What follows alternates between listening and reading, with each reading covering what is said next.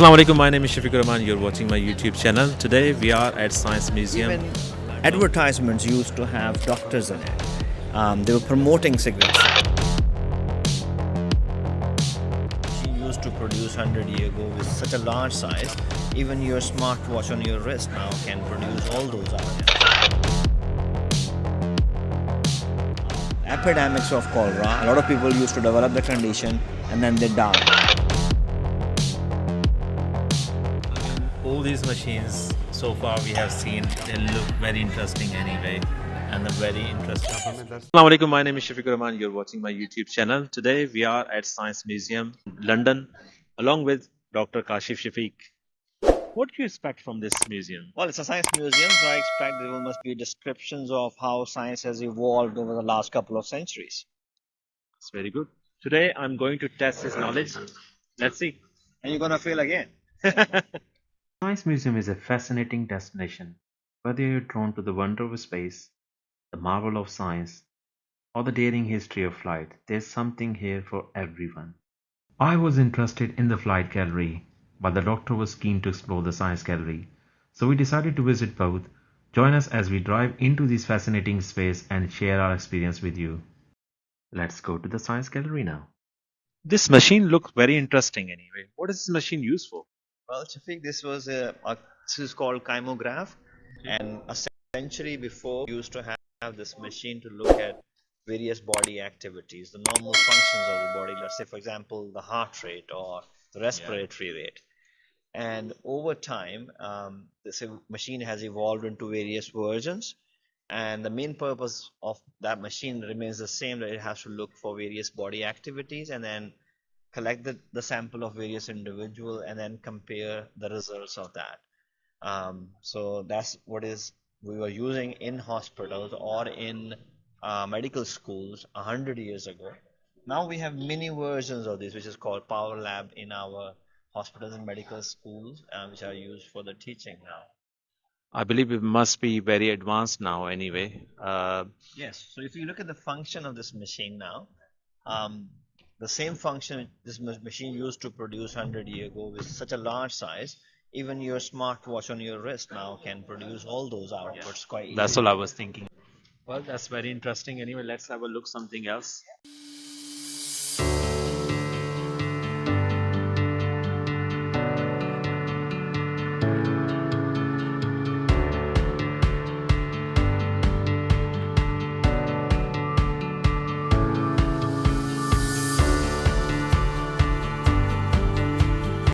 So what was the purpose of human body model?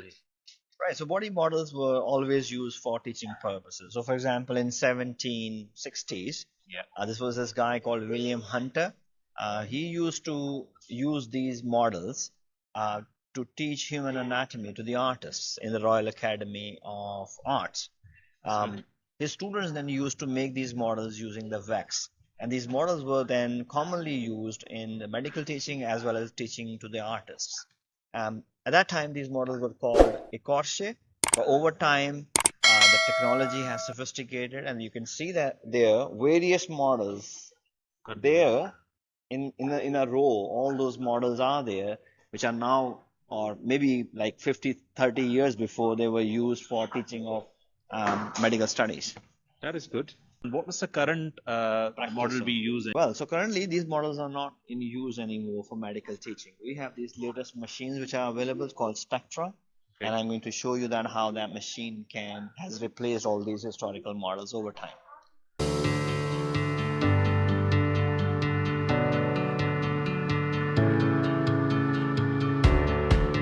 So instead of those models now, we are using these latest technologies like Spectra, where we can show the whole of the human body structure, starting from skins to the inside organs, layer by layer. We can also show them pictures of ultrasounds, MRIs, X-rays, and CT scans in the same Spectra machine. So there are a variety of different ways this one machine has replaced all those historical models.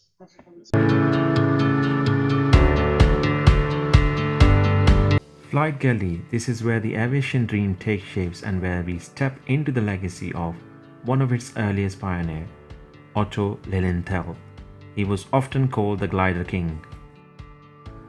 Lilienthal was the first person to achieve controlled repeated flight using glider between 1891 and 96.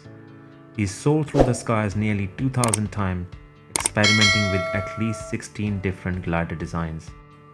His passion for flight was unmatched, but tragically he lost his life in 1896 during one of his flights.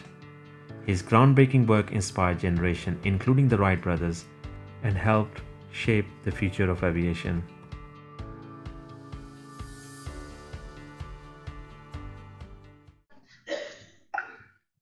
This machine looked interesting to me. Well, this is known as pedoscope, and this machine was under use in 1930s to 1960s.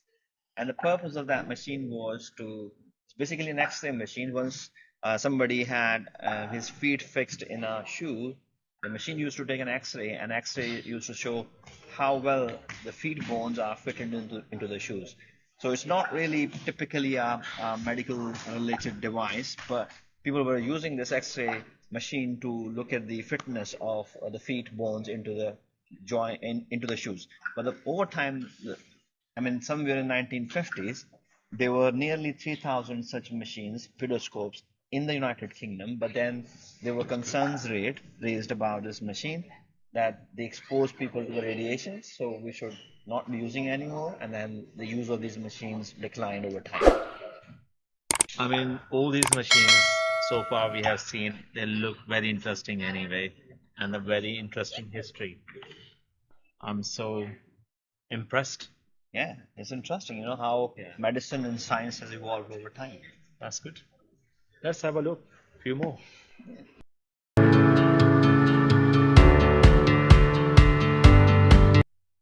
What is this model about? I believe it's showing something about smoking anyway. Can you explain?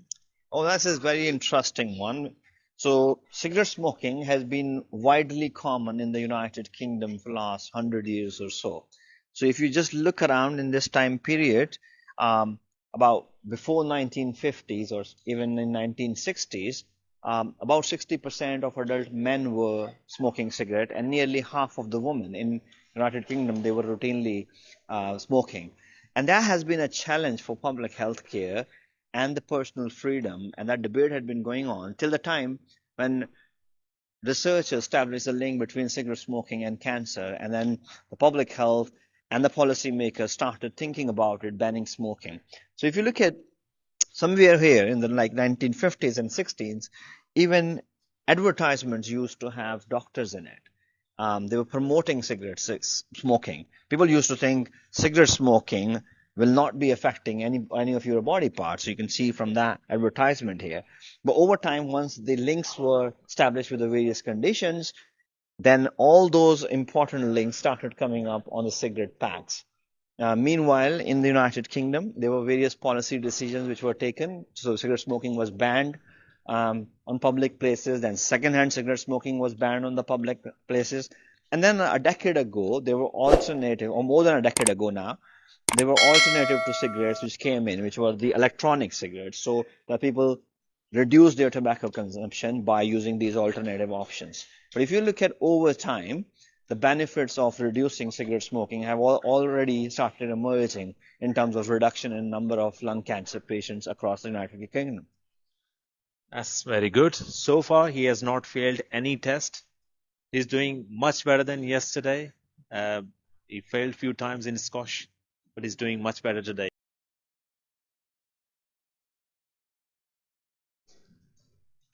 Why we got water pump and microscope is here? I mean, doesn't make sense at all. So basically, it has shown the history. So in around 17 and 1800 century, 17th and 18th century, the system in the United Kingdom, both of the water supply and the sewage system, was quite overlapping. And as a result of that, there were various diseases which were occurring in those areas. One of them was cholera.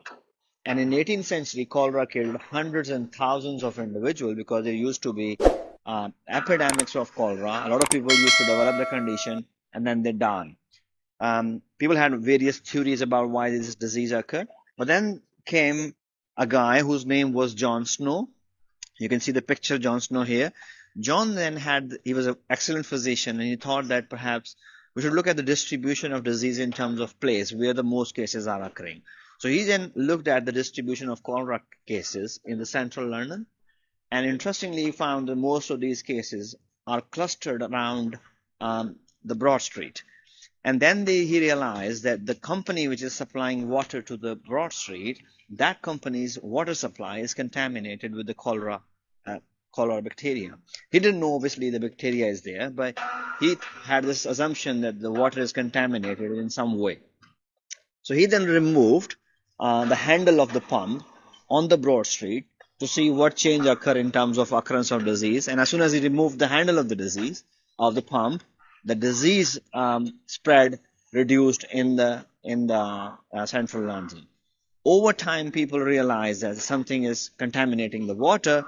They then start looking at the water quality, look at the water and the samples of water under various laboratory conditions. So the microscopes were used, and that's how the Vibrio cholera, which is an organism, a bacteria, a cause of cholera, was identified. So you can see he just simply controlled the disease even before knowing what bacteria is causing it. And this whole of the model is actually showing how the living structure at that time was, how the disease used to spread, and how we controlled it in the history. Another very interesting history. Thank you very much for sharing this with us and the audience. Thank you. That's the end of today's vlog. I hope you like it. Please subscribe to my channel and I'll see you in another vlog. Allah Hafiz.